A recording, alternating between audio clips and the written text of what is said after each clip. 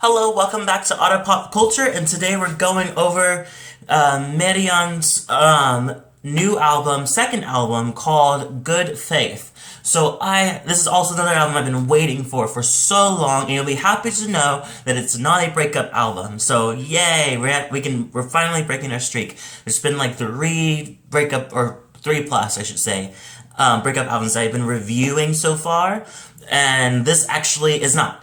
But it's also an EDM album, which is, I don't know, like, Madeon, I don't really feel like he's more, I feel like he's not really I feel like he's EDM, but I also feel like he has his own little credit in the EDM industry. I feel like him, Zed, and a couple other people do, and I feel like he's one of my favorite DJs. One of my favorite DJs. I love it because his sound is very spacey, very dreamy. It's kind of like a dreamy EDM. At the same time, it also does a thing that I am a huge fan of. That I just love it. Is when he does this like explosive drops, not drops per se, but more like the instrument and everything just, and it's like it's very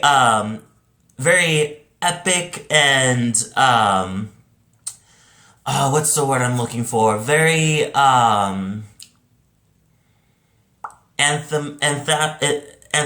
Like I don't know. Like it's just explodes with all types of sound. And I love that. I love his sound. I love that. I love everything he does. So I listened to his first album Adventure when it came out, and I loved it. And I feel like with that one it has a little more commercially direct. Well, this one I feel like it's a little more. Feels a little more personal, a little more like he's trying to go a different, not a different direction, a little more lower key direction, a little more. It feels like it's much more figured out. Not that Adventure isn't figured out. I feel like Adventure kind of hits different parts of the mainstream thing that's going on. I feel like with this one's a little more his personal direct, because it doesn't really feature much people, and if it does, they're not really like the main focus of the whole thing. Which is an Adventure. Like you had Mark Foster, part of the Foster people, who was a little more, who had his like whole song, so like it's a little more direct for him. Is there a song that I don't like? Not really. Like, I guess Mania, number 5, which is Mania, I feel like that's the least one I really care for. But that's saying a lot, because pretty much every song, which is really good, which I'm really glad, because it's 10 tracks, and it's usually what happens is that he had, like, I want to say, like, 16 like songs on Adventure. This one's way more like smaller and much more direct to what you're looking for. I think it's perfect. I think that's a great thing to come back to, and also makes you hungry for more, which I think is a great compliment to the whole thing. Some of my favorite songs, if I had to choose between which one I really like, honestly I like all of them, but I love the beginning, which is Dream. Dream, and it just has a nice little chopped up like choir that comes in and out of it, and it's a great intro, and it does my favorite explosive production, and then it goes into All My Friends featuring Jackson Dean, which I don't really know who that is, but I like his voice. It seems like Madeon puts a little more. Like, he puts like a not muffler, but like a kind of muffles some of the or adds a little like electronics or something to the voices, which I think is kind of cool. But the downside is I can't really tell. Sometimes I can't really tell what they're saying, but thankfully, or what he's saying, because he's also another thing that he sings in most of these songs. And so it's kind of cool, which is something that he didn't, he did before, ish, but most of the songs are pretty much sang by a guest star. So I really like, Dreams, definitely one of my favorites. Easy beginner. All My Friends, which is one of the singles, was really good. I love the chill sound of it. It's pretty easy. You kind of listen to it pretty much anywhere, anytime.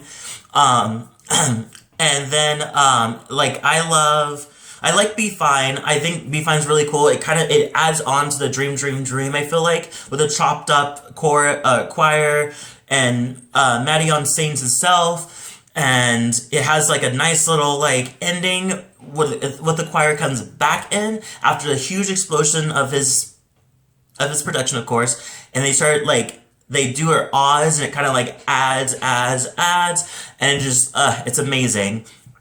Nirvana is definitely a surprise that I wasn't really ready for. It's pretty much talking about being in a state of bliss, and the production is amazing. It's completely different from the first three. It's the same-ish but different. And I feel like as you go down through like the album, he adds a little more to it, so you kind of feel a little more like oh, and that's exactly what I felt about Nirvana. This one was performed vocally by Eroy Spoonface Powell. And he does a great job. The ending actually gives me a nice little like throwback to Adventure, and I love that Nirvana actually moves into Mania. Which is I didn't really realize because I was so focused on trying to read the lyrics that I didn't really realize that it moved to the next song, because it has like ding, and it goes into the next song, like, or the next song is that, but you don't really realize it's Mania until you're like, oh, this is the next song. Then it completely continues the whole feel, and then it finally cuts off that feel, because I feel like from 1 to 5 you get a full continuous like stream of of production. Like it doesn't really stop, and then it finally stops after Mania because it cleans it all, it like wraps it all up, and then it goes into Miracle, which I love. Miracle, I love the ballad-y melody to it, and I love the I feel like it was, and I also know that it was made from it has a little backstory to it. So apparently when Madeon made Adventure, apparently what happened was he was doing it at his parents' house. He was still living with his parents, and he was still kind of getting to know everything and producing it. But he was kind of shielded from a lot of the EDM kind of world. And then, do this album, he decides to do a different direction. He decides to go of having a little more life experience is what he was kind of looking like to have. So he traveled the world with his friends, and then he landed in LA eventually, and to kind of reflect on like real life to make Good Faith. And then the end has Callie Day, who comes in the end that says like she's looking for a miracle, and it's just she just sings like it's nothing, like it must be a fucking Tuesday to her, because those vocals are effortless. Yeah, so, and apparently she's with a lot. I seen her in a couple of things, a couple of albums that she just does her own little like singing to it. I think it's great. No Fear No More is a good song. I know it's the partial vocals is by the West Los Angeles Children's Choir, which is really cool. I'm glad that he kind of is sharing out with the community. And I love the fact that the piano kind of comes into the drop. Like, it feels like it's, like, keeping up with it. It's like, oh, yeah, you thought I was just, like... Because normally EDM, like, they don't really use piano unless it's for, like, a calm down point. And with this one, I'm adding piano, but I'm not stopping it because it's gonna keep up with the EDM, like, drop.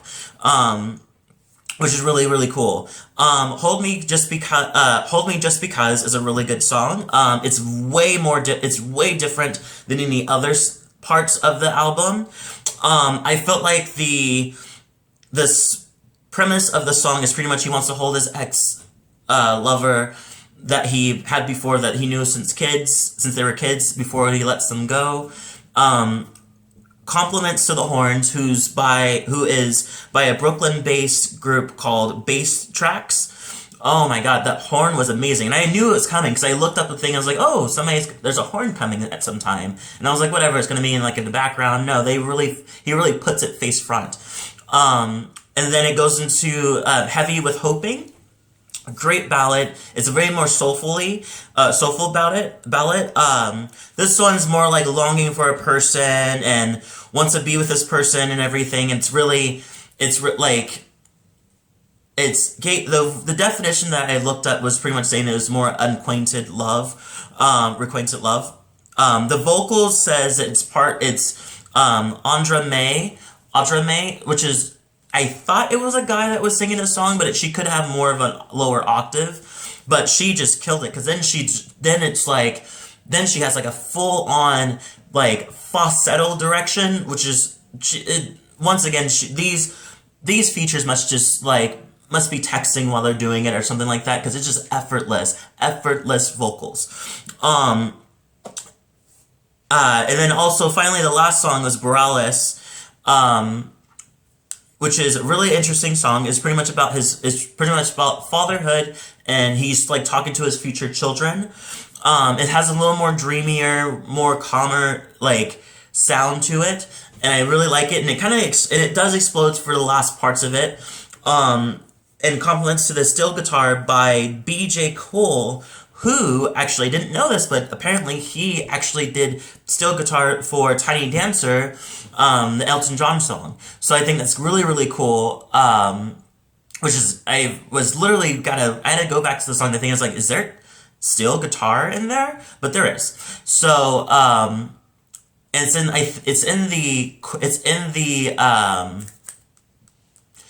chorus. Anyway, so the album's really good. I love it. It's very condensed. It's straight to the point, and then from 6 to 10, it kind of just, and I really, really like it. I think he did a job well done with this album, and way more focused in. I just love it. I completely give this a 9 out of 10.